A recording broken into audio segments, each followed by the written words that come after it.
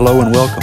You're listening to the Bump Podcast, a place for the believers of the unexplained, monsters, and paranormal. Join us, and we'll go face to face with what goes bump in the night.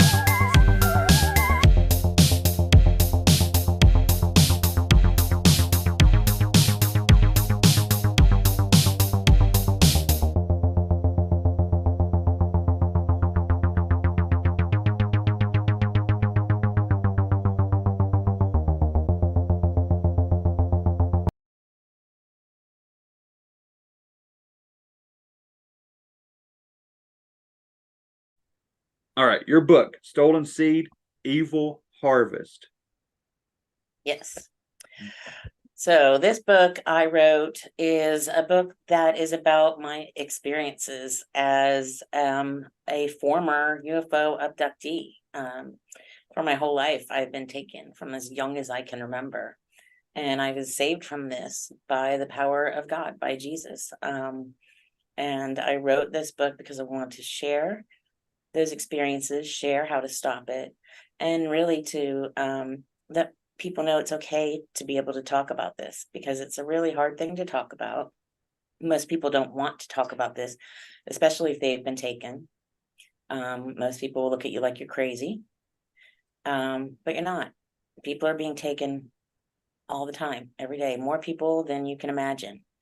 There have been some studies and polls out there that suggest maybe 50%, maybe 1 in 2 people have been taken or had an experience with some sort of an unknown entity. And I think it's really important that we be able to talk about it, that there are places for people to talk about it, to have the conversation about it, and to know how to stop it if something like this is happening. Because these entities, these beings aren't in control. God is in control. Mm-hmm. And that is basically the message that I want to share with this book. Amen. Amen. Wow. So as far back as you can remember, so we're talking like kindergarten, first grade kind of? Yeah, even earlier than that, because I remember when I was really, really young, before kindergarten age, being terrified of my father's side of the family, because they were all tall, blonde, fair-haired, fair-eyed, thin, and some of them, and they looked like these Nordic entities that I was already encountering at that young age. And these entities that I was encountering, they were not kind. They were not kind to me. They were ugly. They were very mean, and they just had an air of evil about them. And so, being that young, anyone who looked similar to them was frightening to me, was terrifying to me. A young child can't make those distinctions. And then, from as early as I can remember, I just remember trying to find a place to hide at night, being terrified because there was nothing I could do. I couldn't stop them. I didn't know what they were. We didn't have vocabulary for it back then. This was in the 60s and 70s, excuse me. And there weren't the, TV shows. We had 3 channels, 4, 6, 10, and 13 sometimes, and we didn't have the books and the movies and the internet and the things that we have today. And it was just a different time. And I didn't know what they were. If I wanted to tell someone what was happening, the vocabulary just wasn't there. And then when I was trying to tell people what was happening, I was instructed not to talk about it, and I was threatened. They showed me what we call a screen memory, which is making it feel like you're actually there. It's like virtual reality is for us today, but there would be no way back then to even describe that to someone. And they showed me my family being beheaded in front of me. Oh, no. And so this is what's going to happen if you tell anyone. I was just a little kid. I mean, the kind of things were absolutely evil that they were doing, and terrifying for a young child. And I kind of had a breakdown when I was probably 5 or 6 years old. They found me at school, huddled in the corner of a bathroom stall, just rocking, holding my knees and rocking, and I had to call my mom to come get me. And all I remember saying is, I don't want them to take me. I don't want them to touch me. Well, they thought maybe someone at the school was doing something, but, and also back then, things weren't the same as they are now. There weren't worries about pedophiles and things like that the way they are today. But it wasn't a pedophile or anything like that. It was them taking me. But I didn't have vocabulary for them. I couldn't say the gray aliens are taking me to an underground facility where they're doing experiments on me. So she took me to a doctor because I did have some marks on my body, and he said I was fine physically, and whatever was happening to me, I would forget because I was little. So that just kind of became my life. And I think at that point, I really learned how to separate the two lives, the life where they took me and then just the normal life, because God kind of gives you this, I think, protection in your brain where you can just kind of turn off some of the bad things that are happening to you. And at that point, I just pretended it wasn't happening, and that way I could live a life. But the things that happened to me throughout my life severely affected me when it came to relationships, when it came to all kinds of things. It also, they taught me a lot of things. So in school, it was really easy. I just breezed through school. I didn't even need to study. So there were, things that came out looking kind of positive from it, but the negatives were much, much more devastating than the positives from it, for sure. Wow. And the events were just typical from what if people have ever heard about abduction scenarios where they're taken, they were a very typical abduction scenarios. I was usually gray alien entities would show up at my room, the shorter grays with the bulbous heads, the black vacuous eyes. They were terrifying. They didn't speak physically, but they would put thoughts and words in your head, like telepathy, for lack of a better word. Right. And that's how it would usually start. And every time they were coming, or every time they would be around, just the evil, the feeling was just palpable. I knew it was coming. And I think that was probably, as a little kid, the worst part, was just knowing that they were coming, and there's nothing I could do. I was helpless. There was no one to help me. There was no one to save me. There was no one to rescue me. I was just, I was a victim, and there was nothing for me to do. And that really, and it wasn't just me. I mean, there were other kids there. Yeah. Other little kids, and I knew it was happening to other kids. So I thought, if they can do it, I can do it too. And that's why I thought I just have to, buck up and deal with it. Because at that point, I kind of figured, well, this is just a normal thing that happens to kids or people. Wow. So,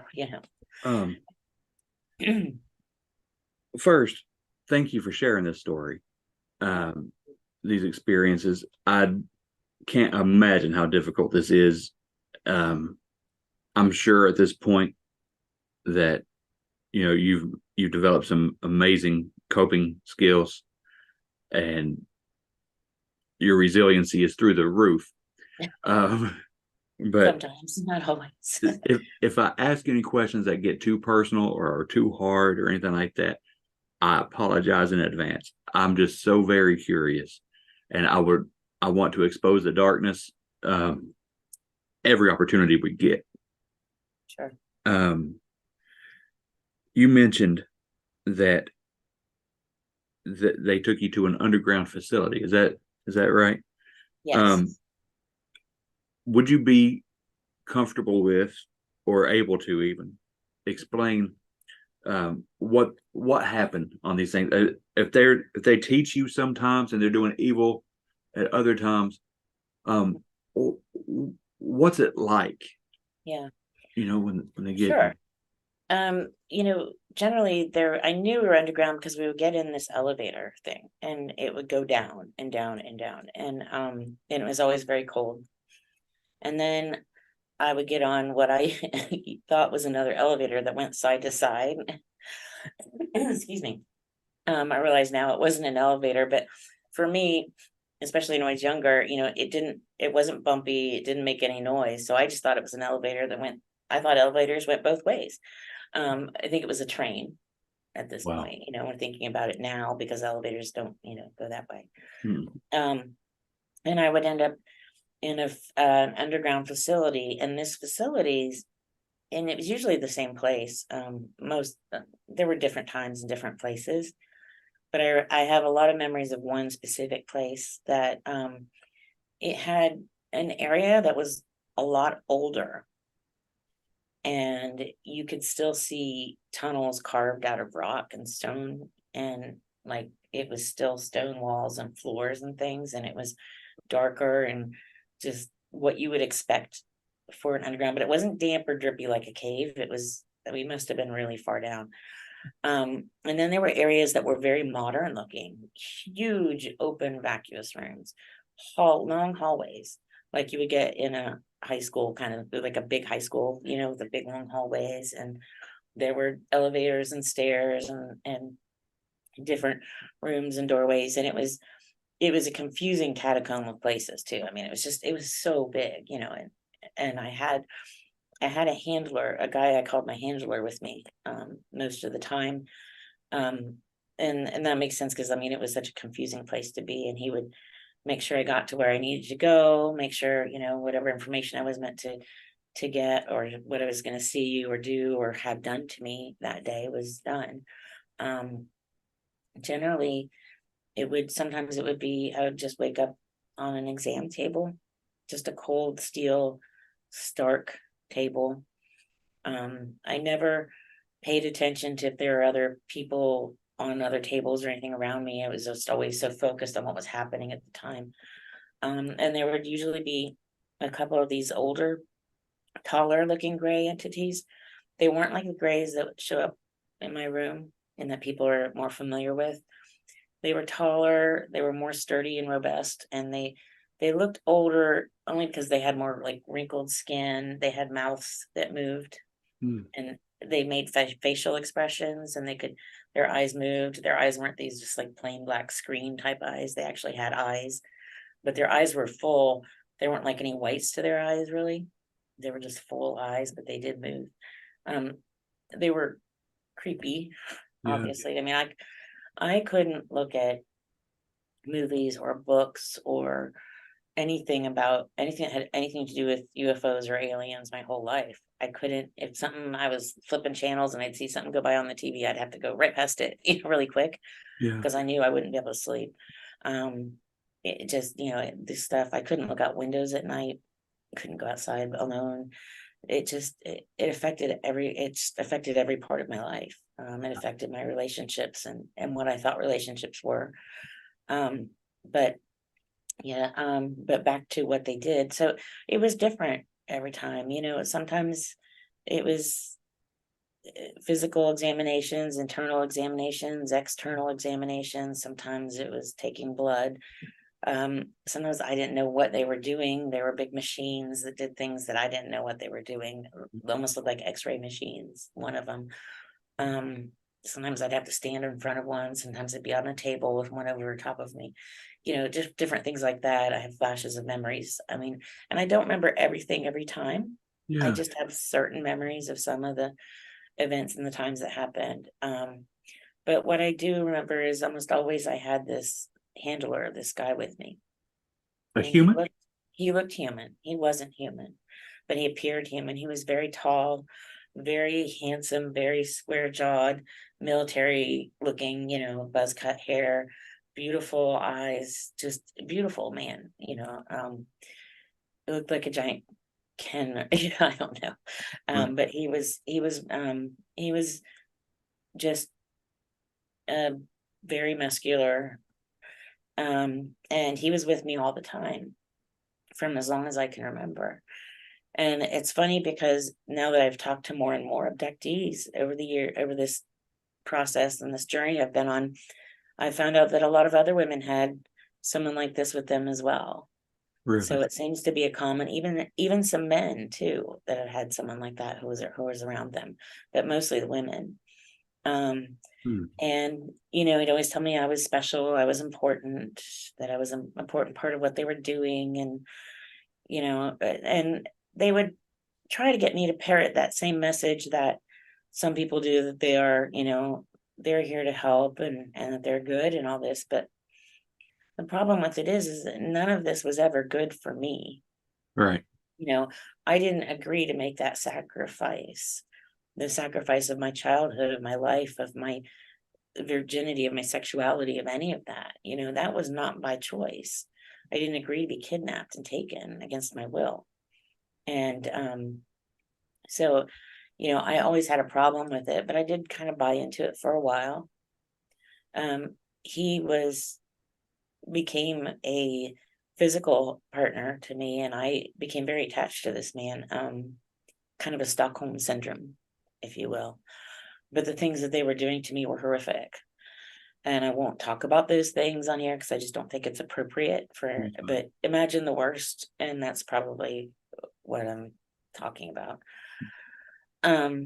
But he did, you know, as I was becoming closer to him and developing sort of feelings for him, I felt like he had some sort of feeling towards me, and he didn't have a name. I get asked this a lot. We had a knowing, like I knew him and he knew me, like it was like an imprint kind of thing, you know, like animals kind of do. So I didn't have a physical name, but I had a mental name for him, you know what I mean? It was like, it's like the same as a color, or you know, something like that, or it was just, it was always there. It was always, that's who he is, and I just had this knowing. And it's kind of like a mom knows her children, you know. Right. But yeah, and then he showed me his true self, and I mean, I know this sounds outlandish and out there, but he was a reptilian. He had beautiful skin that was almost opalescent. It looked like, you know, gemstones almost. It was beautiful. Yeah. I mean, he was breathtaking to see. He when I saw, when he changed, I don't know if he was shape shifting or if it was some sort of a image projected that made him look like a man, because I don't know how that worked, but it would kind of fuzz in and out. And that's when I realized he didn't look the way I thought he did.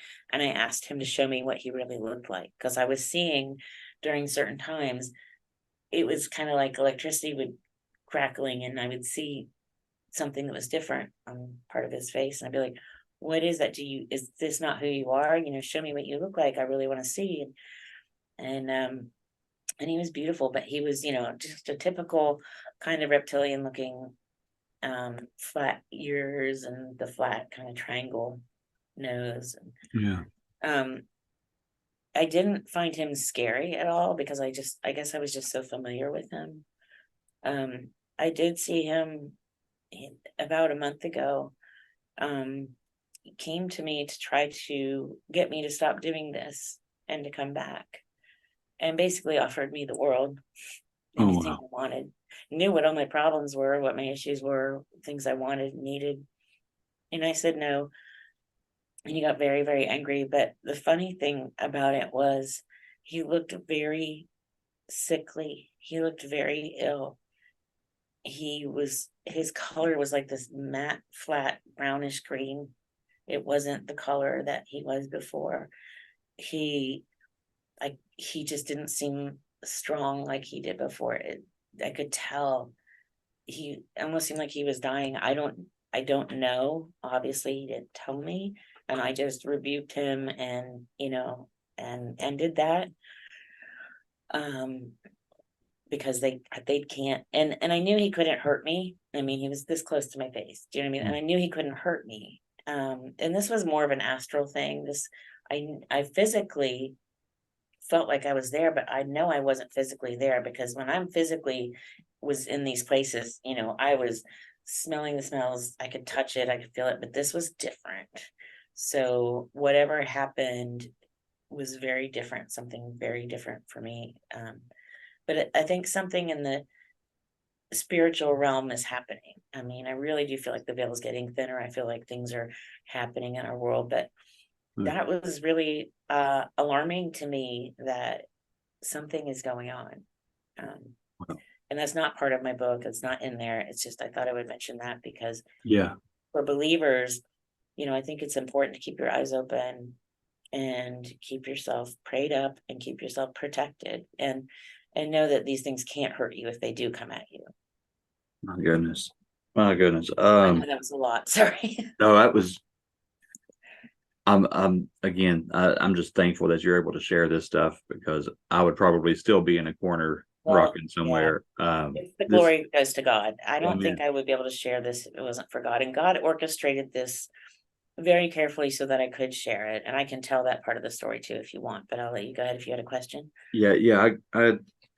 Um, I do. Uh, so obviously, these are like man-made facilities that they're taking Yes. to. And there were humans there with them working alongside of these entities that I saw. I imagine so. That's what I figured. So they're taking you into like through some kind of underground tunnels or cave systems to these underground military bases, complexes. Mhm. And then this handler, uh, He was, yeah, he was an interesting relationship to say the least. yeah. He kept me where I needed to be. Well, He, the way he's being described here, mhm. you know, beautiful. I feel like he was a fallen angelic being. I really do. He sounds like Lucifer. Yeah. He told me that he was an Antichrist, that Okay. he was the opposite, you know what I mean? But I mean, I don't think he was Lucifer. I think there were a lot of them, but I do think he was a fallen angelic being. Yes. Absolutely. And Yes. then there were a lot of them there. He wasn't the only one. He wasn't the only one. Right. You know, these entities, these fallen entities, they don't appear as these ugly, grotesque, demonic figures with pitchforks and fire coming Right. out It'd and be hard smoke. to persuade you if they did. Yeah, no, they come as beautiful and charming and attractive, and they can appear as whatever they want to appear as to, and they're not going to tell you, hey, I'm the bad guy, or hey, I'm the good guy. They're going to appear as they want, as what is going to be attractive to you, Right. and whatever they need to do to get you to buy into whatever it is that they want you to buy into at the time, Right. to their lies. And the biggest lie is that they're trying to get people to believe that these are our benevolent space brothers, that they're coming to do good, to help our planet, to help people. But helpful people don't kidnap little children and rape young women and Yeah. take people against their will and do unwanted experiments on them, and terrorize people. That's not benevolent behavior. No, there's nothing um, good in them. and if they're so smart, and these entities are way smarter than we are, they're operating in realms that we don't understand, with information that we don't have. They're far more advanced, and they've been around a lot longer than we have. We don't have the tools to keep up with them. And the only tool that we have is that our creator is at the top of the heap here, and Right. that we can call on Jesus and he can stop what they're doing. Amen. And because otherwise we would be defenseless against them. Right. We Yeah. don't have the tools to manipulate them the way they do us. Yeah. As you described him, it's not like he was appearing as an angel of light, and then he reveals this, and the way you described his skin was almost gem-like, this It's opalescence. beautiful. It's Yeah. like something out of the description of the anointed cherub, that uh, he was beautiful. Yeah, he was beautiful. And and a lot of them were down there. But It's just the way they appear. and then he comes to you a month ago, and he looks Looks peaked terrible. and muted and playing on your sympathies, right? Trying to drum up those feelings, and Yeah. maybe I should help him out. Right. Oh yeah, it was, I didn't think twice about the fact that, oh hell no, and then he was mad and he's like, I'm an antichrist. I'm the antichrist. And he said the antichrist at one point. And I'm like, that's not even possible, because the antichrist is not fully human or fully angelic. So, Right. and I'm like, I'm not gonna argue with this dude. I'm just getting the heck out of here and calling on Jesus and rebuking him. Yeah. So it didn't make sense. And it's like, you're trying to confuse me. What are you doing? And so, but yeah, it's there. Satan is the father of lies. Amen. And it's what they do. They just lie and lie and lie, and lying can be in the appearance, Right. not just the words or the feelings, but the appearance as well. That's good too. So these other creatures or beings or entities, or the ones with the big eyes and the bigger builds, are they, do you get the feeling that they're like a subterranean physical creature, like they live down in these networks? Or I get the feeling that all of these entities live underground. I don't feel like these are entities from another planet or another solar system. No one ever said anything like that to me. I was never taught anything like that. Yes, they do have vehicles. They fly up in, through space and the sky and that kind of thing. But I don't feel that they're from some distant planet. Could they have lived on different places and planets over time? Absolutely. But I do believe these are just the fallen angelic beings that, a third of them fell with Satan. And I think that most of them are living right under our feet, right here. Because it's not just me who's seen them. And it's not just me who's interacted with them. And I hear other people say, oh, they took me to this planet or that place. And that's great. But I've never had that experience. right. And so I'm not discounting what other people say. Please don't get me wrong. I respect and appreciate everyone else's accounts, and I'm not here to disparage anyone, but I will tell you from my experience, that's where they lived. And, I don't believe that they are capable of being out here in our sunlight, in our atmosphere, without some sort of protection. Yeah. Because I never had one just show up in the sunlight in the daytime. And the only ones that I saw around me here, around like when I was at wherever I was being taken, were the smaller grays. And those I believe to be like an avatar, like a meat suit, basically a biologically created shell that can house another being, such as a demon. And as we know, demons are the disembodied spirits of the deceased Nephilim. Right. And the Nephilim are the progeny of the fallen angelic beings and humans. So we're still dealing with fallen angelic beings interfering with the lives of humans. And now we've got the demons, the Nephilim spirits, inhabiting these gray suits. These gray suits, I've seen them empty underground or on a ship. Other people have seen them stacked in corners or hanging up or on drawers.